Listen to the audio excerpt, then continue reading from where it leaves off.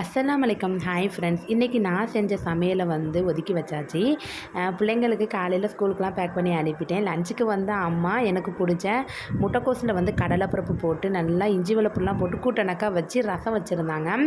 முட்டைக்கோஸ் பருப்பு ரொம்ப டேஸ்ட்டாக இருந்துச்சு. ரசத்தில் மஞ்சள் பொடி போட மறந்துட்டாங்க.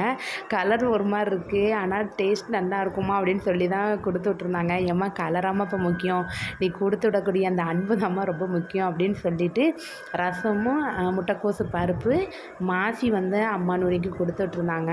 ரொம்பவே டேஸ்ட்டாக இருந்துச்சு.